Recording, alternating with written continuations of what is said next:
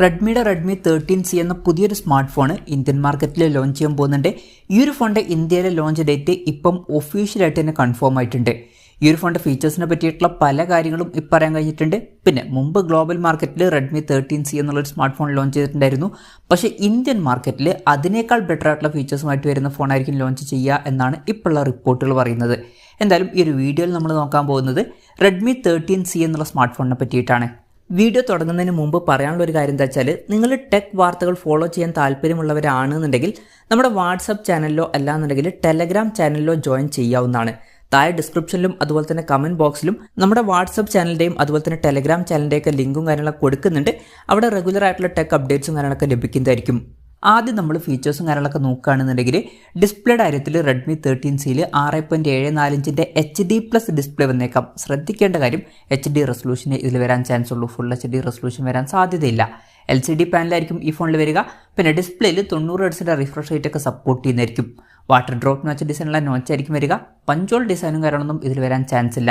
പിന്നെ ഫോണിൻ്റെ brightness 450 nits വന്നേക്കാം. ഗൊറില്ല ഗ്ലാസിൻ്റെ പ്രൊട്ടക്ഷൻ കാര്യങ്ങളൊക്കെ ഈ ഫോണിൽ വന്നേക്കാം. Side mounted finger print sensor ഈ ഫോണിൽ വരുന്നതായിരിക്കും. പിന്നെ ഇപ്പം പുറത്ത് വന്നിട്ടുള്ള ടീസറിൽ 2 കളർ വേരിയൻസ് ആണ് കാണിക്കുന്നത്. മിഡ് നൈറ്റ് ബ്ലാക്കും അതുപോലെ തന്നെ ക്ലോവർ ഗ്രീനും. ഗ്ലോബൽ മാർക്കറ്റിൽ വേറെയും വെർഷൻസ് ലോഞ്ച് ചെയ്തിട്ടുണ്ടായിരുന്നു. പക്ഷേ ഇന്ത്യൻ മാർക്കറ്റിൽ ടീസറിൽ ഈ 2 ഫോണുകൾ മാത്രമാണ് ഇപ്പോൾ കാണിക്കുന്നത്. പ്രോസസ്സറിൻ്റെ കാര്യത്തിലോട്ട് വരികയാണെന്നുണ്ടെങ്കിൽ മീഡിയാടെക്കിൻ്റെ ഹീലിയോ G99 എന്ന പ്രോസസ്സറായിരിക്കും ഈ ഫോണിൽ വരിക എന്നാണ് റിപ്പോർട്ടുകൾ പറയുന്നത്. ഗ്ലോബൽ മാർക്കറ്റിൽ മീഡിയാടെക്കിൻ്റെ ഹീലിയോ G85 എന്നുള്ള പ്രോസസ്സറാണ് വന്നിട്ടുള്ളത്. ഈ ഒരു മീഡിയാടെക്കിൻ്റെ ഹീലിയോ G99 എന്ന പ്രോസസ്സർ അതിനേക്കാൾ ബെറ്റർ ആയിട്ടുള്ള ഒരു പ്രോസസ്സറാണ്. അപ്പം ഇന്ത്യൻ മാർക്കറ്റിൽ കുറച്ചും കൂടി ബെറ്റർ ആയിട്ടുള്ള ഒരു പ്രോസസ്സർ കാര്യങ്ങളൊക്കെ നമുക്ക് ലഭിച്ചേക്കാം. 5G സപ്പോർട്ടൊന്നും ഉണ്ടാവില്ല. മാക്സിമം 4G സപ്പോർട്ടായിരിക്കും ഇതിൽ വരിക.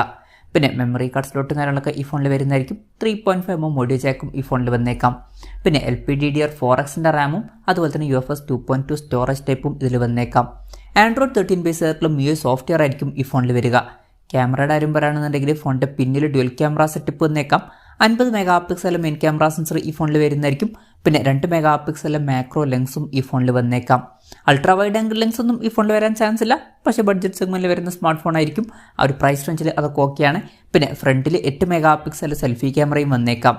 ഇനി ബാറ്ററിയുടെ കാര്യം പറയുകയാണെന്നുണ്ടെങ്കിൽ 5000 mAh ബാറ്ററിയുമായിട്ടായിരിക്കും ഈ സ്മാർട്ട് ഫോൺ വരിക.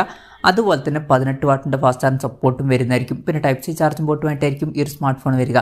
വില മിക്കവാറും 10,000 രൂപയ്ക്ക് താഴെയായിരിക്കും. ആ ഒരു പ്രൈസ് റേഞ്ചിലൊക്കെ 18 വാട്ടിൻ്റെ ഫാസ്റ്റ് ചാർജ് സപ്പോർട്ട് എന്നുള്ളത് നല്ലൊരു കാര്യം തന്നെയാണ്.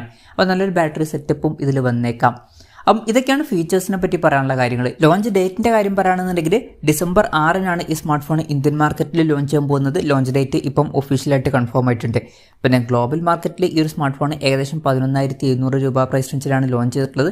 പക്ഷേ ഇന്ത്യൻ മാർക്കറ്റിൽ ഈ ഫോണിൻ്റെ വില അത്രയും വരാൻ ചാൻസ് ഇല്ല. കാരണം ഇതിനേക്കാൾ കുറഞ്ഞൊരു പ്രൈസ് റേഞ്ചിൽ ഇതിനേക്കാൾ ബെറ്റർ ആയിട്ടുള്ള ഫീച്ചേഴ്സുമായിട്ട് വരുന്ന ഫോണുകളൊക്കെ വരുന്നുണ്ട്. ഉദാഹരണം പറയുകയാണെന്നുണ്ടെങ്കിൽ Redmi 11 Prime എന്നുള്ള സ്മാർട്ട് ഫോണൊക്കെ 10,000 രൂപ പ്രൈസ് റേഞ്ചിൽ ഇപ്പം അവൈലബിൾ ആണ്. പലപ്പോഴും ഈ ഫോണിൻ്റെ വില ഇതിലും കുറവായിട്ടും കാണിക്കാറുണ്ട്.